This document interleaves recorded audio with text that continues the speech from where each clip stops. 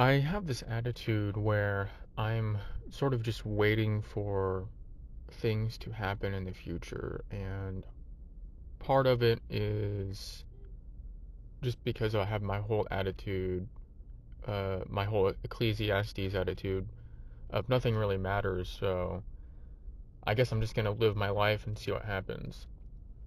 And I don't know if it's really problematic or not. I'm not really honestly too concerned about it, but I just wanted to talk about something, so I just started talking.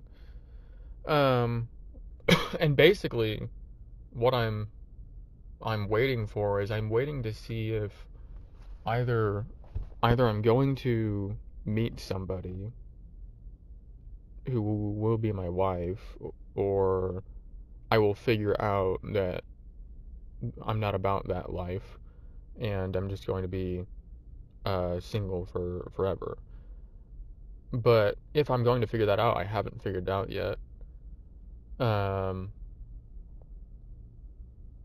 I don't really think that's what's gonna happen though. And like with the idea with the idea of being a writer, um, I've every now and then I've wanted to be an author and write things, but there's nothing that I really want to write. But it's also that I don't feel that am mature enough and understand normal people enough, and I don't like people enough to write about fictional characters. And I just don't really understand normal people well enough, and I'm not passionate about the way that they communicate and live and talk and things like that. So it's kind of pointless to like it wouldn't make sense to write, for example, like a young adult novel in the style of something like Harry Potter where there's like a group of friends, because I just don't really like that's not how I think. Like I don't think how like an average young person thinks, and I don't really care about what how they act. You know what I mean? And how they live. Like the most interesting part of Harry Potter for me was never the characters, and I never really actually got attached to the characters.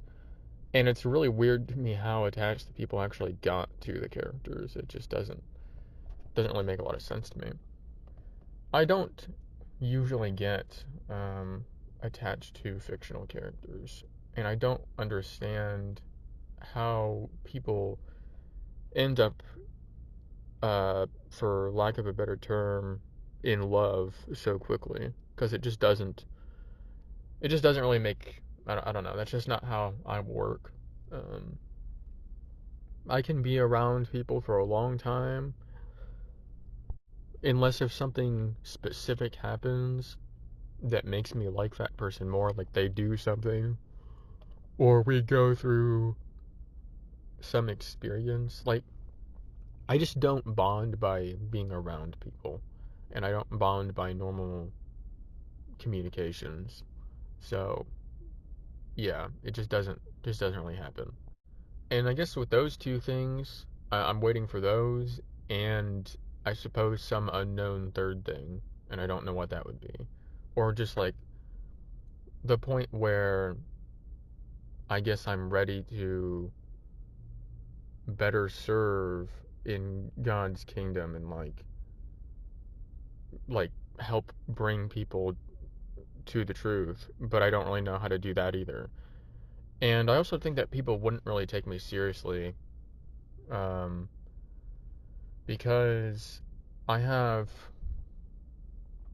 for some reason, for different reasons, I kind of get infantilized sometimes. And on the one hand, it can be really nice because people tend to not get people tend to treat me very well. Like they don't get as angry with me. They're not as rough with me. Um, they're very lenient. Like if I mess something up at a job, um, then with the way that people interact with me is a lot softer and more gentle. So there's benefits to it, and I'm not entirely complaining. I guess I am a little bit, I do get infantilized though, and basically treated like a child, and it's it's okay, and I can see why people do it, because sometimes I look in the mirror and I'm just like, yeah, yeah, I look like a 15-year-old boy. Um, but other times it's kind of annoying because, well, I am 24 years old, and I get that I have more childish interests, or like, and I have a bit of a childlike personality, but that doesn't mean, like I'm dumb or something. It doesn't mean that I'm unaware of how people are or how the world is. And I think that I'm actually more aware of it than a lot of people. It's just that I am protesting against it and actively rebelling against it by the way that I choose to live my life. I don't like the way that people behave. I don't like how much people swear or how gross they are when they talk or act. Um, I don't get like people's. I'm basically objectively in the right here because like God made this world a certain way and we're supposed to live certain ways, and we're not supposed to act and do certain things. So as far as I'm concerned, I'm just kind of trying to do the right thing, and other people aren't really doing it so much. Like for example, it's just with with sexuality. It just is so weird how it's so weird and so gross, and it's so normalized. Just how people are, like how lascivious everybody is, and just it's gross. Like if you really think about it, even if you don't think about it very much, you just kind of bring your like bring yourself back to your proper state with how you would have thought when you were a child. Um, you would see like a lot of things as really gross, but I don't know. People view the wrong things as being more mature. Like in their minds, being mature is cursing and talking about certain things and watching certain kinds of movies and listening to certain kinds of music, um, and like smoking and drinking and sex and everything. But the truth is that it's more mature to be like, all that crap is nasty and it's disgusting, and I'm turning against it. And the way that I live, the things that I say and do, are basically actively rebelling against the kingdom of darkness. But in a way, you you do become more childlike, and I'm about to hit a bar because you're a child of God, so you do things as a child. Jesus said, whoever becomes like this little child, they'll. I'm paraphrasing roughly, sorry.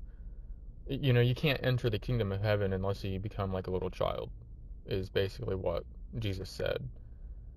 Um, but that doesn't mean that that's what you are, because you become wise as a serpent, even if you're innocent as a dove. And the thing is, I'm not even innocent. But people have this perception of me, and I don't know. It just kind of it's irritating sometimes how people do think I don't know things, or that I'm dumb, or that I'm sheltered. I really wasn't sheltered that much as a child. Like there were certain things, like this is basically as far as I was sheltered. If I was watching a movie with my parents when I was like probably up to like 12 or 14 or something, and then after that I probably just stopped. Well, like we probably didn't even do it anymore at that point, except every now and then, like maybe once or twice a year we would watch something all together. But like throughout my childhood, if some sex scene came on during a movie, then it would be skipped. Like my dad would pick up the remote and skip over it. I remember we watched the entire Lost series, and that show had a lot of, I don't know if it was a lot, but it had sex scenes in it, and that would be skipped over. But absolutely everything else, like, saw that. And the thing is you get to the point where you know enough, and you know what's going on in the scenes anyway. Um, so it doesn't even really matter.